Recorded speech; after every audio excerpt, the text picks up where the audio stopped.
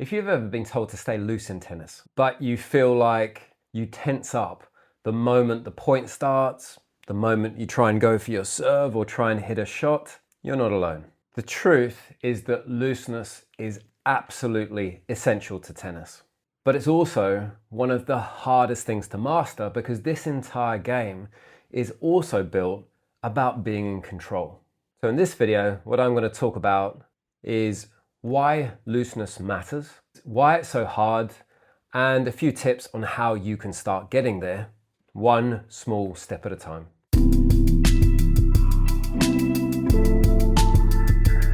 So first off, why does it matter to be loose in tennis? So we've all seen and watched pros moving where they seem free and easy. It's like they're gliding across the court. I mean, just watch one of Alcaraz's matches and the guy just seems as loose as you like, but he is playing the most excellent tennis. So what is it about being loose that matters to tennis? Well, there are a few things to cover. First of all, being loose is incredibly efficient. You move better, you react faster, you use a lot less energy. It also allows proper biomechanics. After all, tennis really isn't about just arming a shot. It really does require the entire body through the kinetic chain to be involved, largely starting from down from the ground, up through the legs, through the hips, through the torso, shoulders, arm through to the wrist, and then finally whipping the racket. That can only happen if you are loose. But being loose also helps you control your emotions. If you're all tense, if you're all stiff, you're going to find it very hard to remain calm and balanced and even, which again is quite essential for tennis. Because after all, if you're loose and free and easy, it's also much easier to get into that state of flow. There's also arguably a feeling that when you're loose, everything kind of slows down a bit. You're not forcing it. The energy just flows through you. So that's fantastic. But then why is it so hard to be loose? Well, let's go back to that point of tennis absolutely requires you to be in control, especially control of the ball. And the first thing we think of when you first see someone pick up a tennis racket, they probably grip it really tightly, they probably hold it up near the top of the handle. They want to be in absolute control by being as tight as possible to try and make that ball go exactly where they want it to. The irony being, of course, usually the ball goes nowhere close to where they want it to. The tighter you are, it's ironically harder to control the shot. But then we can just turn around and surely just say, just loosen up, right? Absolutely not. In order to be truly in control of the ball, you need to have nice, loose feel, but also really good technique. But technique, in order for you to be loose, needs to be embedded in your muscle memory. You're not going to get it on day one. In fact, it's probably going to take years. It's going to take years to just even learn all the various techniques that define your game, and then it's going to take years more to embed all those things into your muscle memory, including the muscle memory when you're actually competing. Until that point, to some degree, we all muscle the ball. We tighten up and try and control it, and actually, while we may recognize we need to be loose, we kind of don't trust ourselves to be. So it could be suggested that actually the path to looseness should actually be a path of micro-looseness. Put simply, don't expect to become loose overnight. Focus on little micro-looseness, little feelings of looseness that creep into your game in a good way.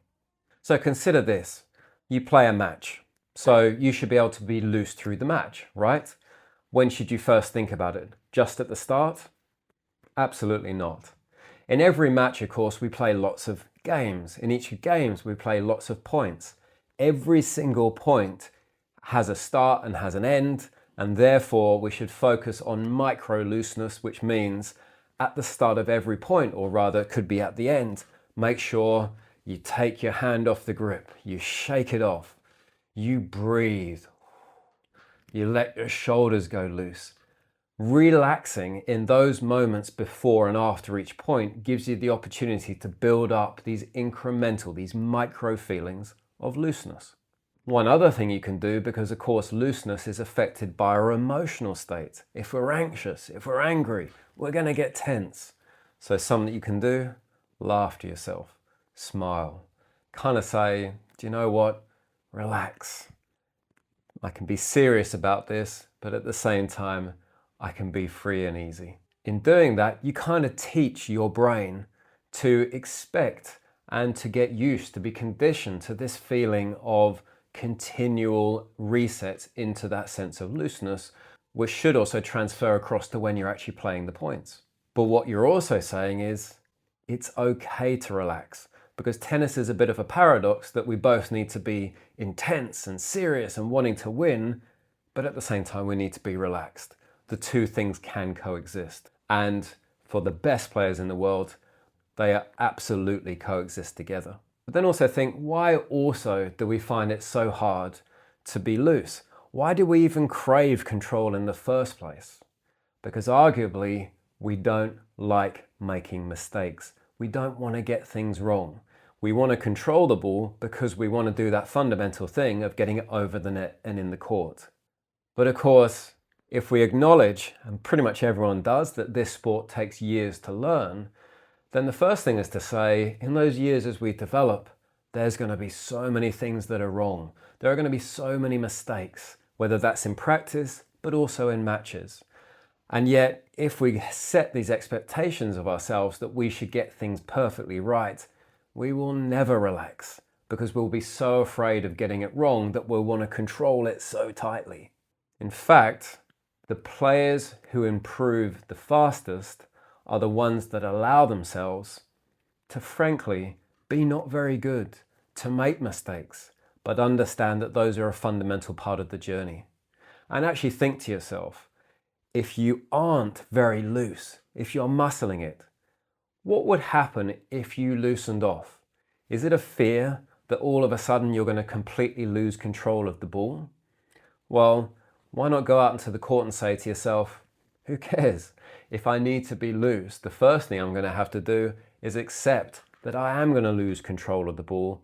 And funnily enough, that will be the first part of the path leading you to develop great technique, because you need to be loose to have great technique.